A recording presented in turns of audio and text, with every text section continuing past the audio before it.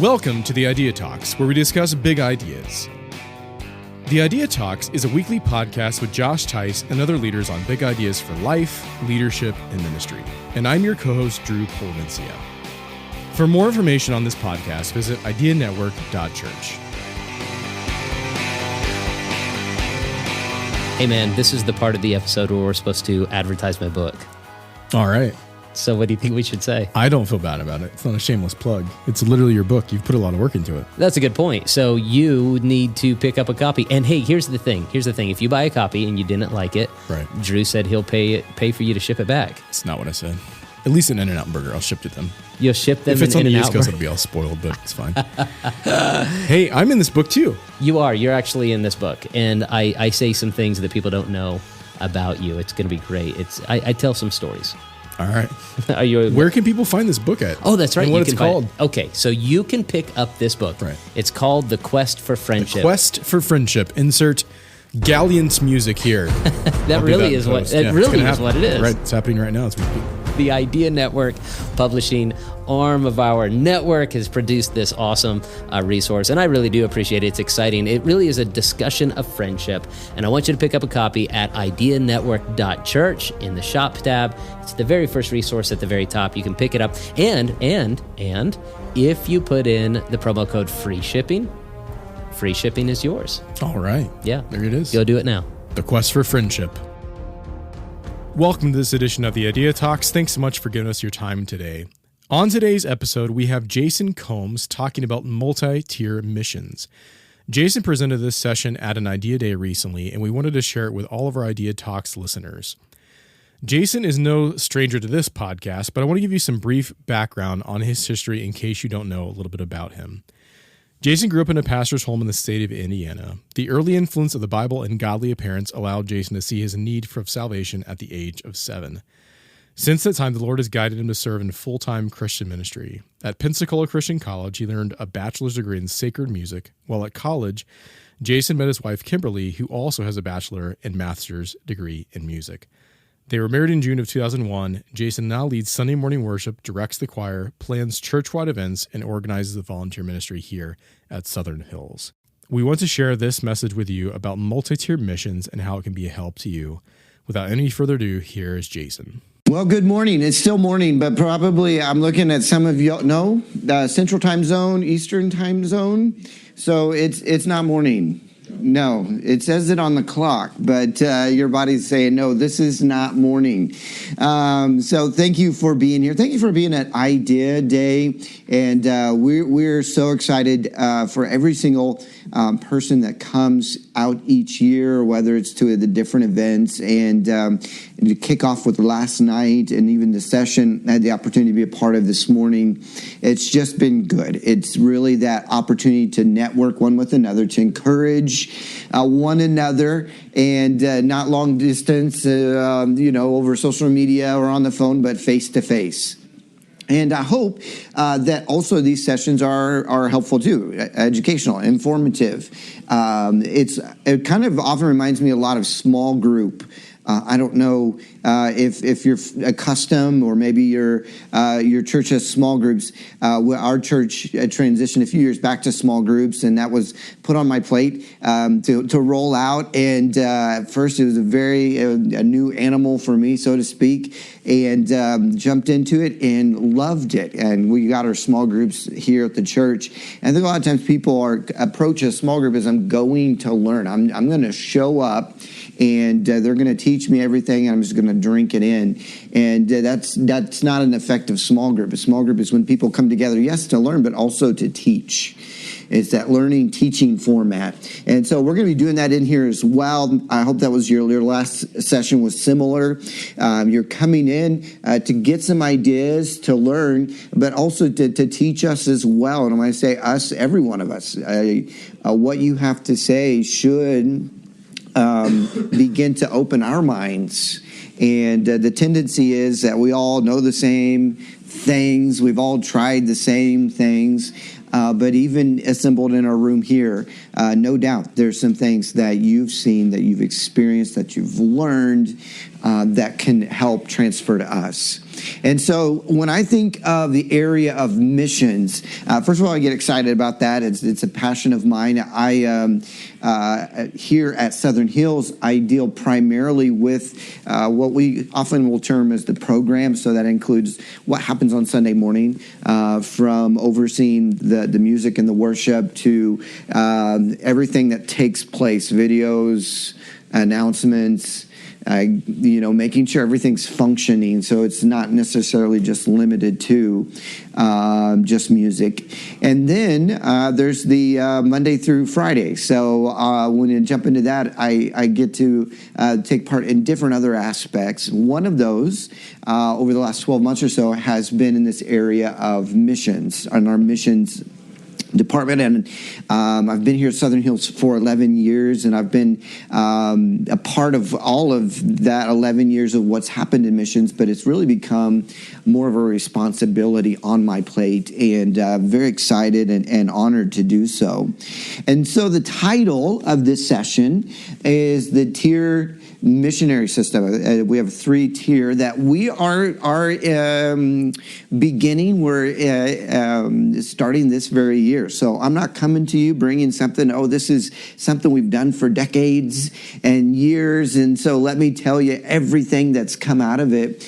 But I want to give you more so the heart behind it while we're doing it, and then at the same time just giving some practicals there that could be a help and encouragement. And of course, we're going to turn the table, and then I would love for you to speak into these thoughts as well. Give us what the Lord's doing in your area of ministry, more so specifically about this idea of missions. Now, I get excited, as I mentioned, and passionate about missions, both here domestically and internationally. The Lord has brought into personally our lives, my wife and I, a missionary that has come very close to our family. In fact, very much become almost part of the family, and her to be able to see things through her mindset and her eyes has been very enlightening. I think God has done that intentionally because she is a missionary. She's here domestically, but also travels in order to do her missions work,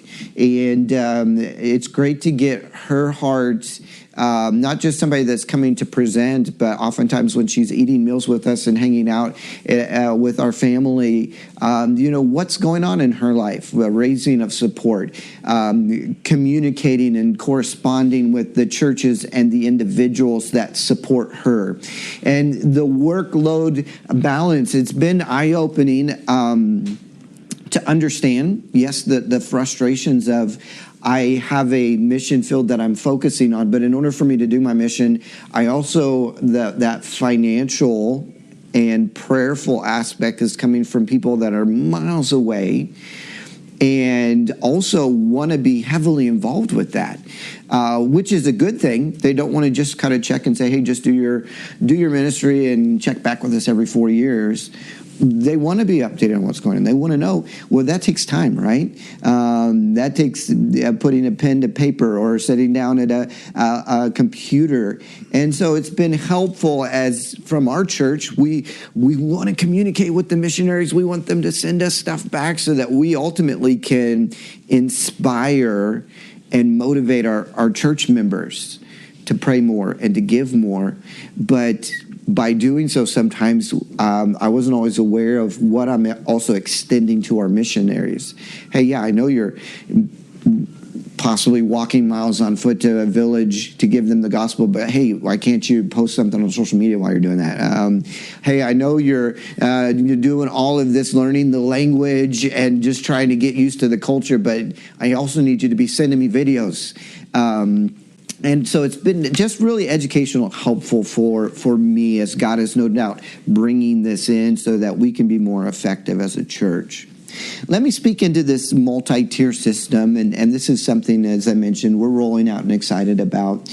And the way that we really approached it was this, is the concept of, in order for our church to move forward in missions, they really need to begin more tangibly to understand what's going on in that field.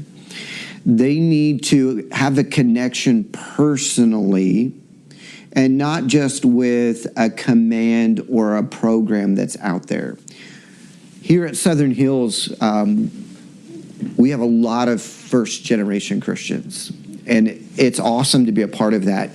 We see people saved almost every single week. We see them baptized.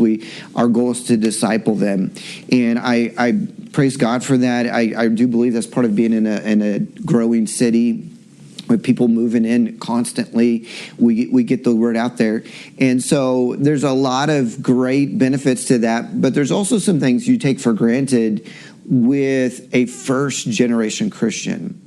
And so whether it's attending church, well, why do I need to come to church? I got saved. I'm good with God. Why do I need to sing when I come to church? I thought this was like you're supposed to entertain me before the pastor. You're like the warm up, and the music, and then the pastor gets up there to preach. That's why I come, is hear the pastor. You guys are just kind of killing the time for the late people. In the area of giving, you've got to educate them on that and how that it is not just a scriptural principle, but it's also a tremendous blessing to give, and how that is help to you. Missions is another area. And the first generation Christian, it's a big concept that they're trying to wrap their brain around. And if we're not careful, we are not bringing them up to speed on truly what missions is. How that God has given us a command from His Scripture to not just share the gospel here in Las Vegas as a church, just like you got saved. Somebody invited you or gave you a flyer and you came and you heard the gospel. As a church, we're commanded and we're instructed to do that throughout the world. And so this is a way that we accomplish this. And so along the way, we try to teach that, but then sometimes what we do is then we kind of overwhelm them. So here's a list of our 50 missionaries, and all it is a name, and then it's a place. The place they may have no clue or be very unfamiliar with, and then it's a name. We're like, here, pray for these people. And get to know these people. And it's like how and who and all of a sudden you have 50 missionaries, but you ask any given church member on a Sunday morning, they can't name one. And you're like, what? We have the list. We have our website. They come through every couple of weeks and, pray for this guy, pray for this person, pray for this. And so what we decided was we would rather our church, every person in the church, know 5 of our missionaries. So that on a Sunday morning, as they're exiting and say, who are missionaries? And they could rattle off these 5 people, and they could picture their faces in their mind, and they could maybe know, oh yeah, they have 2 or 3 kids, or oh yeah, that's the ones, they're going to this nation. Now, that doesn't mean we take our 50 missionaries and we cut it down 45 and say, okay, see you guys later. We're just going to have 5. But the tier system allows us to then put into somewhat of a priority, if we want to use that word, these few that we want everybody to know about. We want, whether you've been coming to Southern Hills for 6 weeks or 6 years, these 5 missionaries. We adopt them. We celebrate with them. We update people about prayer needs. And so, yes, we have this, what I'm going to call is our tier 1. And that's what we're looking for. We have 5 to 7 missionaries in our tier 1. Then we have a tier 2, so that there's a second level. There's about 10 or 12 that through longevity and just a heart for what they're passionate about, we have a tier 2. And then we have a tier 3, which is a kind of an entry-level area for all of our missionaries. So as we bring you on, we bring you into that tier 3. Also, we have a lot of our organizational missions in our tier 3. So we want to be a part of some great organizations that are reaching people, but there's not a face, so it can be a little bit difficult to sometimes connect people to. And or maybe we can't be as involved other than just finances. And by all means, we want to give, be a part of that, and support them. But it's going to be a little bit more difficult to express that to our church. So we've set up a 3-tier system. Now, in these tiers, it dictates several things. First of all, in tier 1, it's going to dictate promotion. So going back to what started this out is we could, if we have 50 missionaries, we could do 1 missionary a week. So that once a year, you're going to hear about this missionary. How effective is that going to be? Well, we're thinking, we got to give everybody equal time, right? Everybody's got to get equal time, so you all get 1 week out of the year. So if the average person that comes here to our church, due to the location of Las Vegas, they're here usually about 5 years with us. Every once in a while, that'll stretch to 7 years, but the transient nature of this city, we're looking 5 to 7 years for most people. So if you jump right in with both... Move in and move out of the yes, state or country? Exactly, out of the city. So a lot of people... people that move to Vegas don't stay in Vegas. It's a lot of times it's a stepping stone in a lot of vocations. Go to Vegas, then we'll move you out to there. So that we found that to be the case. Also, because a lot of people aren't from Vegas, they don't have family here. So you're not going to retire in Vegas. My family's everywhere else. Or they get to Vegas and it's a busy enough city that they don't make connections. And after 3 years, it gets lonely. Now, as a church, we're doing everything we can to connect people in small groups. And so probably our rate of retention as far as 5 to 7 years is better than a person that doesn't get involved in a church. Or sadly, if we have to fight against people come to Vegas thinking, I'm not going to stay here. So they want that slide in, go to a large church, sit in the back and slide out. I don't want to make connections because I'm going to be gone 3-5 years. I'm not planning to move to Vegas for the rest of my life. So I know kind of getting off on a tangent a little bit there, but that's typical for us. 5 to 7 years is a long time. So if you come here at Southern Hills and you hear about that missionary once a year, you're going to, in 5 years, if you don't miss a Sunday, you're going to probably hear about that missionary 5 times. And that was, something to us. We feel like we got to change this. So if you're a tier 1 missionary, we're going to be introduced to our church quarterly. So now you're up to 4 times a year that we're going to be getting that communication, be able to represent you in the service, be able to get your photo on the wall, different things like that. So that tier 1 does receive more what we call promotion. Yes, sir. So as I'm taking notes, tier 1 is the 5, and they're introduced or recognized every quarter. Correct. They're going to be the ones that if we're going to do special projects for, we're going to be looking to go to them because they're going to be people that our people are going to know. So promotional aspect, that's going to be a little heavier. Now, that's not to say we do not promote any of our other missionaries. It's going to be less. So tier 2, we've got it down to where twice a year, and then tier 3, it's going to be at least once a year that there is promotion outside of, they're on our website. We do have a missionary update that goes out every Wednesday, a church-wide email. So that on Wednesdays we have a missionary spotlight and a ministry opportunity. And so there's a mission spotlight. We spotlight one of those missionaries and link them to their website or put in their newsletter. And then there is the ministry opportunity if they want to serve. So that tier 1 receives a little bit more promotion.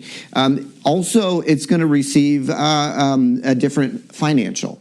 So that where you spend your money is where that gets more opportunity, that gets more promotion and spotlight. So we believe that's true also financially because we want to invest in them more. We are going to be more invested in them.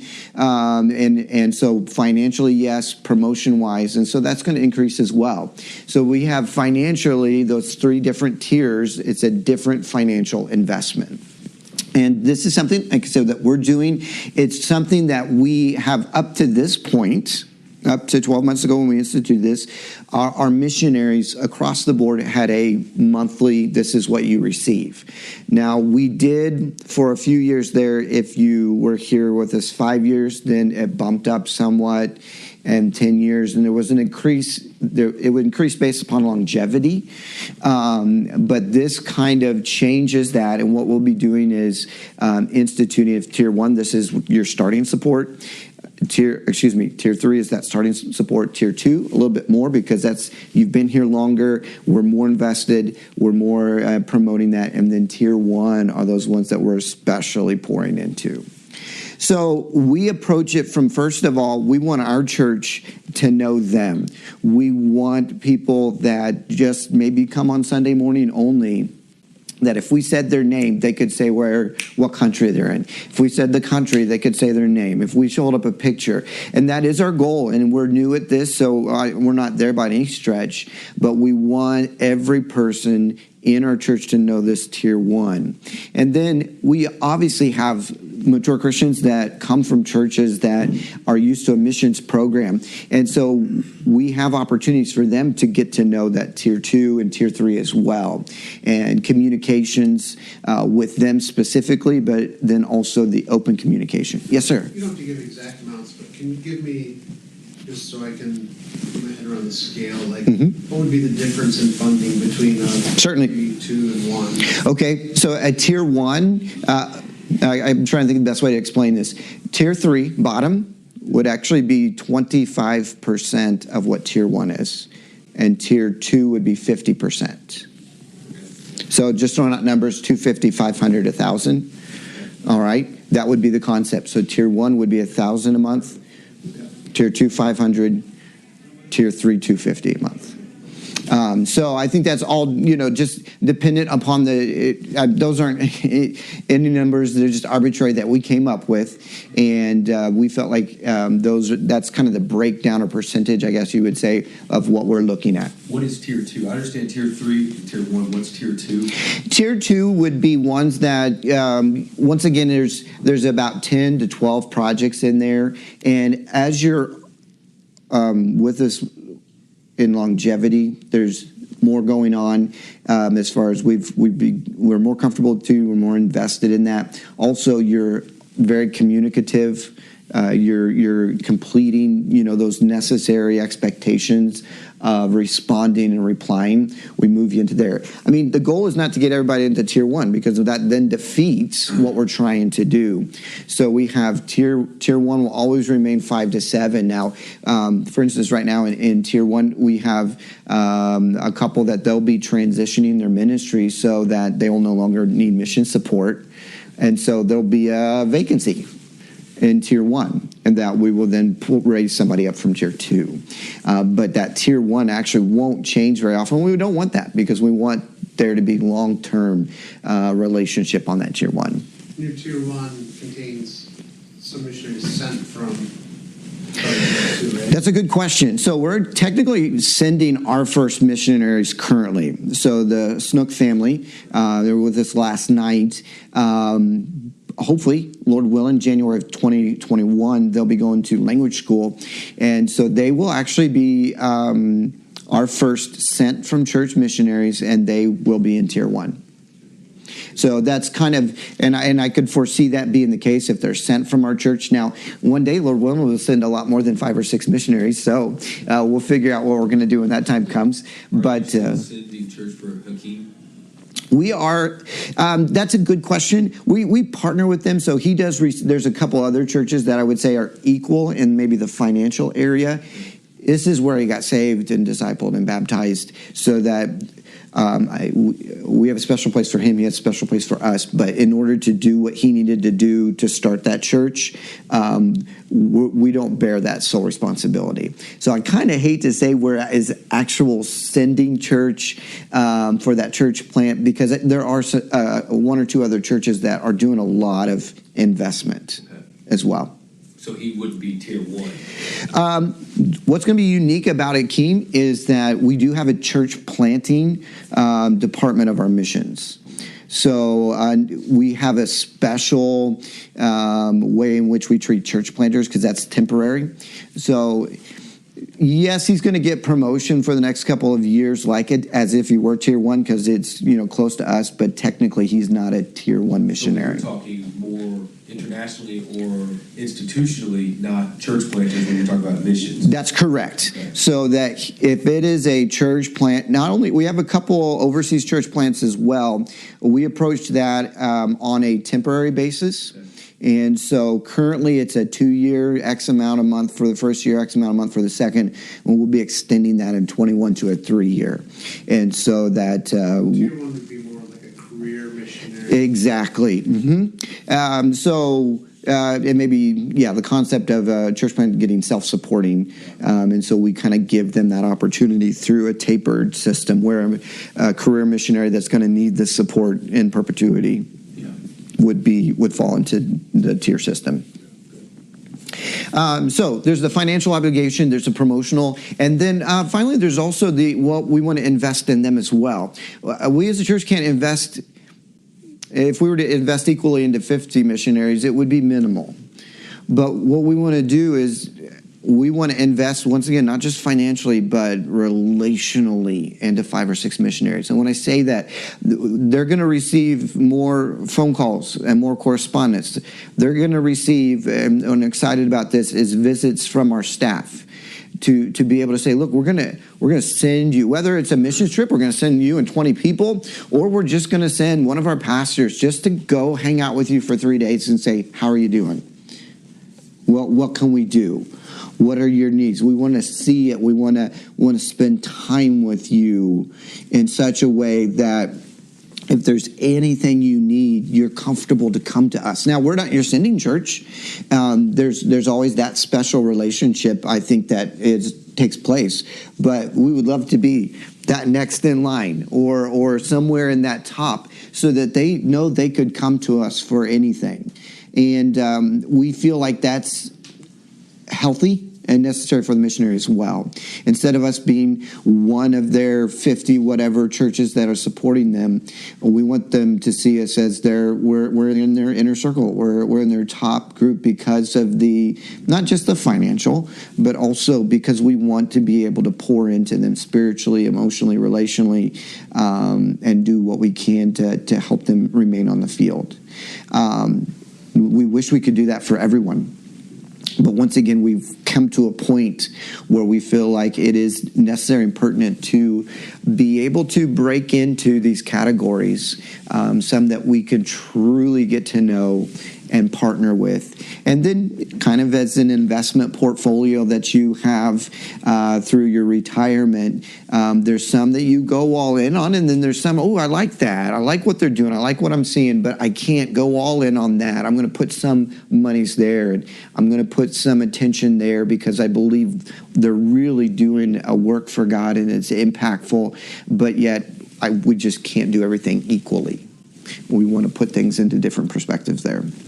So that's the tier system that we're excited to roll out. I know this will not work for every church, and we don't expect it to, but it's something that we are anticipating being extremely helpful for our church because from my standpoint, once again mentioning on Sunday morning, I want every one of our church folks to have a understanding and a heart and even a passion for mission work. And I feel the best way to do that is to connect them with a few and then allow that to grow.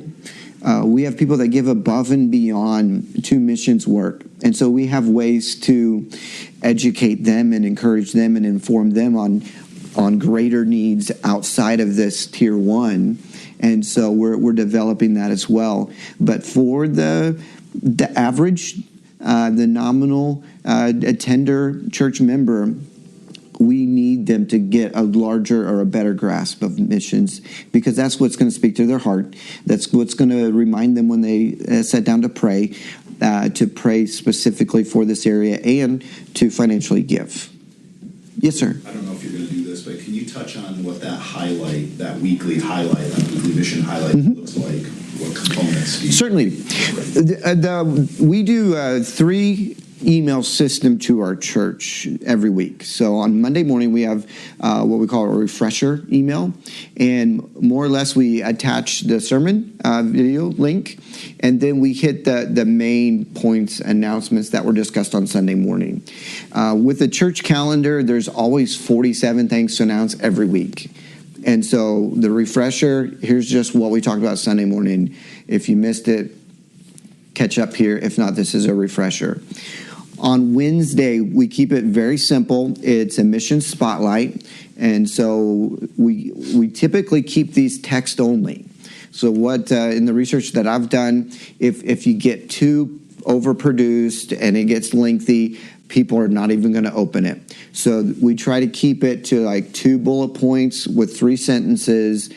Mission spotlight, we'll give the name, the country, probably like a line or 2 of their latest newsletter that's captivating, or a prayer request, and then a link to either our website where they can hear more, read more, or to their website if they've got that up and running. And then on Friday, we have an email that goes out that's it's about the Sunday message, the series we're in, the topic of the message, and then one other thing that, like this week, we have communion on Sunday, so it'll be, here's what Pastor's teaching on. It's week 3 of our series, and then Sunday's communion, special time of, worship. Come prepared to celebrate in this way. So you mentioned 3 emails, but you said something about a text. Were you meaning the text of the email? Correct, the text of the email. Yes, sir. I apologize. Yeah, we try to keep it just text of the email. Now we do also we do text for pertinent things throughout the week. That's more haphazard, random. And then also we have push notification option with our church app. So that every Sunday there's a push notification and whatever's necessary for that week. So during the service, do you highlight the mission, or is this really just via digital media? Okay, so yes, that is factored into the program. So depending upon what's taking place, so there are special Sundays where we have an emphasis in the area of missions. 12 months ago, when we officially kind of launched to our church this Nooks going to Africa, we had an entire service about that. And so it was more or less almost like an ordination type launching of the church. So we have 3 morning services.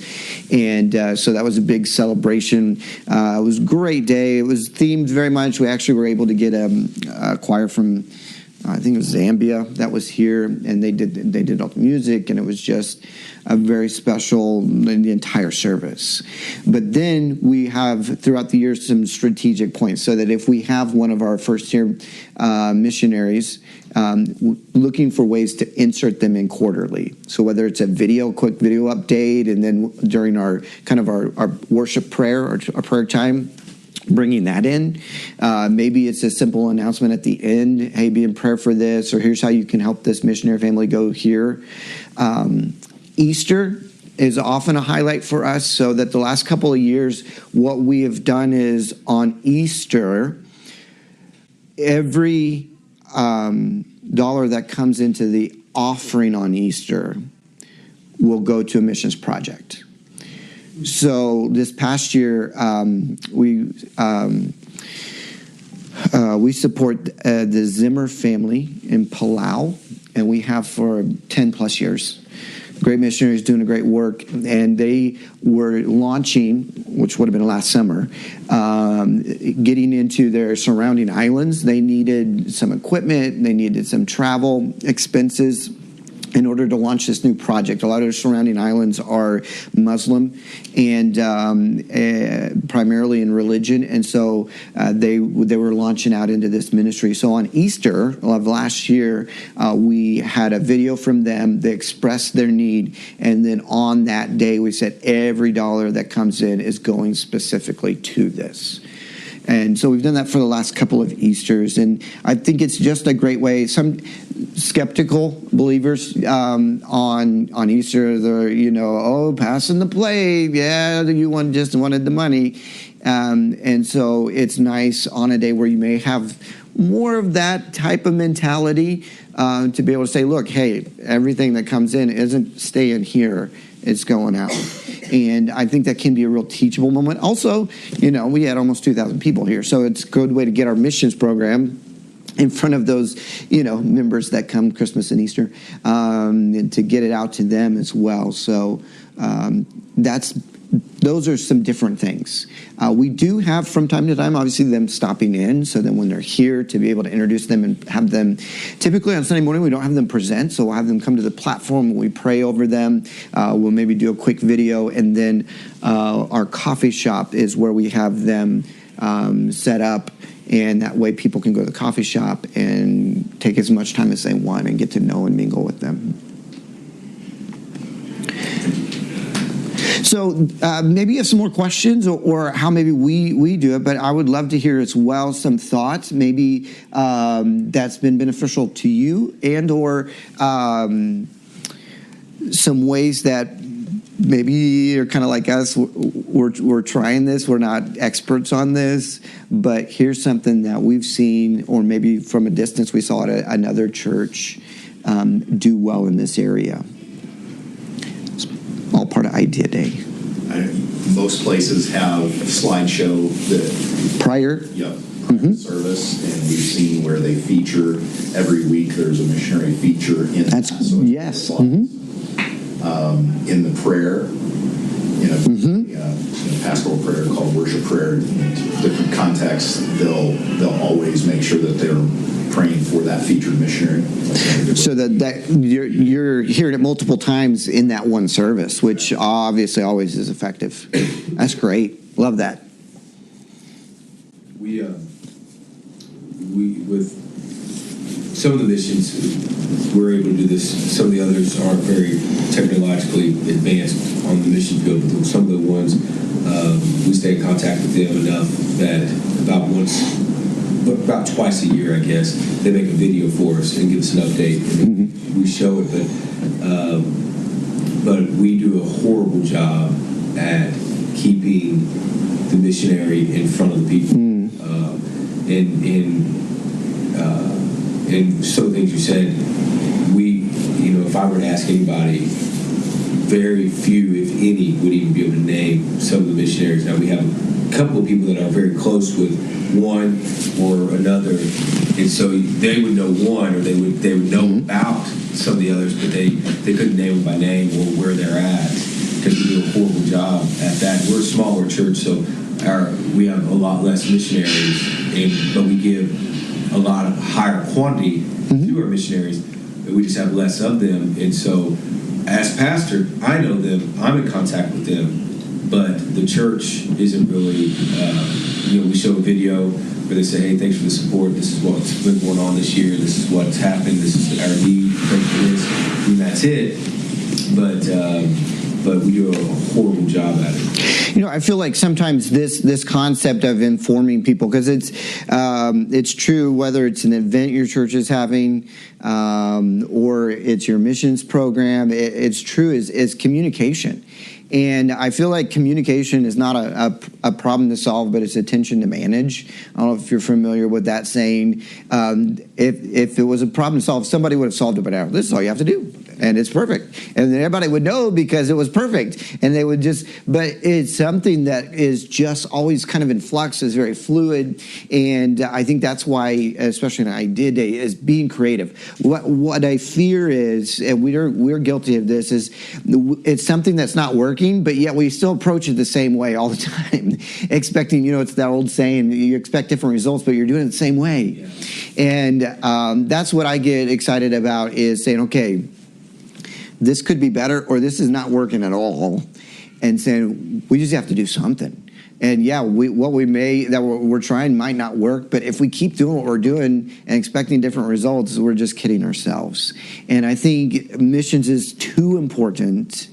I think it is something that, as the church, though we can look statistically and say, America is generous, and the American Christian is generous in these areas, but how much more could be and should be. And the need is great. And so we really need to be doing everything that we can. One of the questions I have, and I would love for any input on, is more and more, and this has been eye-opening to me as I've taken this responsibility on, is more and more missionaries are not able to openly express what they're doing. So that puts limitations upon, promoting them and informing people, because it could jeopardize what they're doing. So I want to get people passionate about giving and helping, but yet we have to be ambiguous about some of these projects that I think people would get passionate about. But throwing it out there on social media opens them up to jeopardizing what they can do, whether that's in a foreign field or even here locally. I know of some that just because of the type of their missions work, the people that they're reaching, if they knew, they're just proselytizing, that could shut down that community that they're trying to reach. I don't know if you've experienced that before. And so trying to find ways to get word out, but yet in a way that if it is shared or if someone is trolling, that it doesn't hurt their ministry. Any thoughts on that?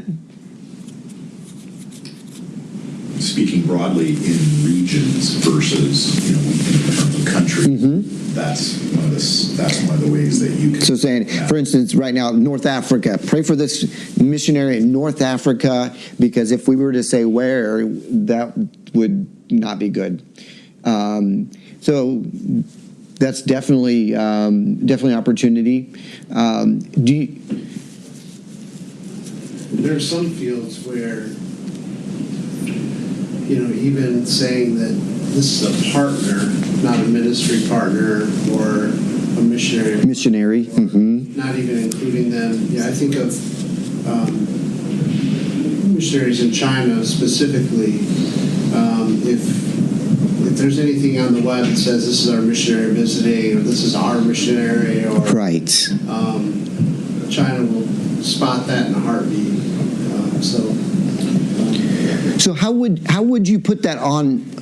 You have to say, well, I have to keep it off the website. We can't put it on social media, so we'll have a letter in the lobby.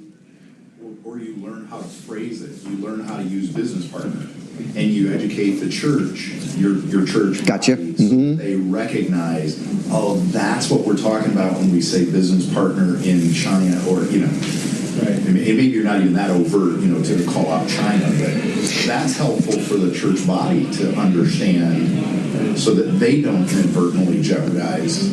Now, would you recommend just moving everything over to that? So, for instance, we have a missionary in Mexico. Should we just, you've got missions and then you have business partners, like who's what? You say, no, let's just make them all business partners. Yeah, I think in today, if I was creating a missionary website or page for missionaries, I would call them partners. These are our partners. Call them ministry partners. These are our partners, and just list the partners, because then if they're like, we've got many missionaries that we know of in India or China or Muslim countries, that they're going over there as businessmen, and they're going to start a business, and they're going to do missions through that business, right? And calling them a partner, if there's any question, you say, well, they're a business partner. We know they're in business, and we love their entrepreneurial spirit. And I would personally. And so trying to align all of that phraseology as well is necessary. So to be able to say, today we're praying for our missionaries, blah, blah, blah, blah, from the platform. Then I try to find your missionaries on your website. We call it. But even from your lingo from the platform, this is our international business partners joining us today. Well, and from the platform, I think you can say other things, but because sometimes live stream. I wouldn't live stream, because that's the thing, which we're doing less of. But we have been in those scenarios where we have to either stop the live stream or not mention it. And when you think about it, it's not likely to get better. it's only going Yeah, exactly. to get worse. No, I totally agree. Countries that today would be, they would be yellow. We've got Right. green, yellow, red Gotcha. classification. So today they're yellow, and you can get away with it. Well, tomorrow they're red. And then they can go back because it's already out there on the web. Do what's out there. So yeah, tensions to manage. There's just no problem. We support a missionary in Mexico City, Mexico, and he's already found himself in rough situations because of Americans calling him a missionary, and he's infiltrated himself within people that are associated with the drug cartel. He's not in the drug cartel, Sure. but he's reached many that are family members and people in it. And as soon as his face ends up on Facebook with the name missionary, he has to run. As soon as it happens, because He's an elevated target at that point. Okay, let me ask you this. So we're getting ready to do a missions trip to Mexico in November. How have you seen that expressed differently then? Well, that can be different, especially, I would just not tie your partner, like any promotion you do on Facebook or, I think that's fine. You can do mission trip. Everybody, even red countries know that mission trips get done. Okay. But, and depending on the visa that you're getting in, it shouldn't be a problem. Some countries I'd be more careful of. I mean, like China, don't do a missions trip to China.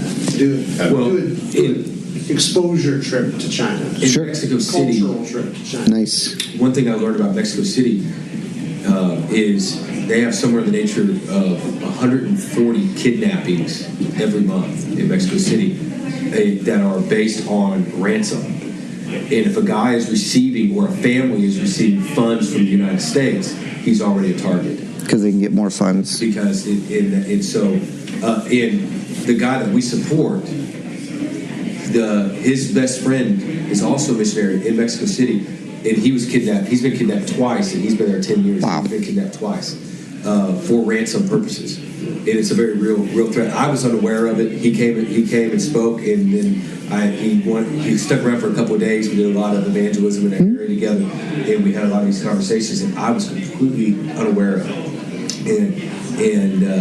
And then when we got to talking, he said it would really be great if people would stop calling me a missionary. That would be Make a difference.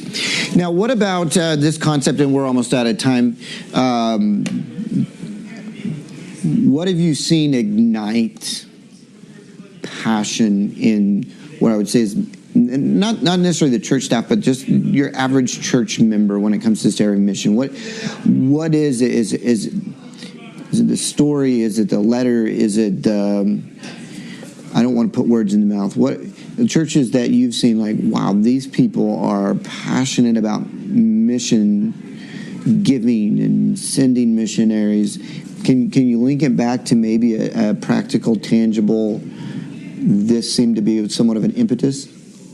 There's a church I'm very familiar with that has a wonderful mission program, and it's because they have a layperson who's the missions director, and he loves it. He has a love for the missionaries, and because of his love for it, it spills over. And his conversation, his influence within the church is all about missionaries. And their missions giving is phenomenal, mainly because his missions giving is phenomenal. And he has become the leader of missions in that church. And they're excited for missionaries, not everybody, but more than most churches I've seen and been a part of. They have a love for missionaries because one layperson has a love for missionaries, and it's contagious. Yeah, it is. I would phrase it this way. I think a church on mission where the local church body recognizes that mission is their responsibility, that has an explosive potential for them to recognize not only my mission here, but then the mission that's going on here and there.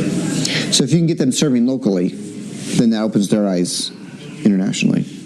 We know that there's only two reasons why people get engaged in missions, and one of them is a mind phenomenon, one of them is a heart phenomenon. the mind phenomenon is just good theology.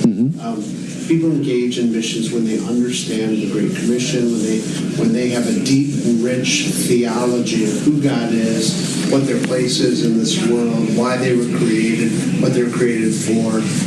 And that's kind of like a slow, steady, that's why that's the people that give $100 every month to missions and they never miss because they bought in theologically. And then the other one is a heart, which is relationships, right? People engage in missions because, hey, my buddy Bob went into, I'm friends with Brandon Snook. Okay? Yeah. I love Brandon, and I want to support Brandon. And so I don't know that there's any, there may be some second or third tier reasons, but good theology of missions and ministry and God and relationships with missionaries, which is why I think your multi-tier strategy is actually a good strategy because you're capturing that heart side. If we can get our church to know who those 5 missionaries are, they will support them.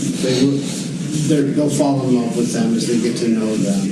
And so those are That's great. No, it's super, and that's. I do think, being strategic in our teaching, sometimes when we think about giving missions is maybe a once a year. And so having that and more in that theology aspect of teaching that and then just trying to make it real. I do feel like sometimes people know we have missionaries. They know they should be excited and passionate about this, but they're just names on a piece of paper. And the heart is to get them to see the faces and to just fall in love with these people that God's using in a great way. Hey, thanks so much. Well, likewise, really enjoyed this, and I hope that you enjoyed session number 3 coming right up. Thanks so much for listening to today's Idea Talks. If you would like to reach out to us, drop us an email at joshtice@ideanetwork.church. If you benefited from this podcast, we ask that you take a moment to show your support by subscribing, rating, and reviewing the podcast on iTunes. Thanks again for joining us, and we will see you right here again at the Idea Talks podcast.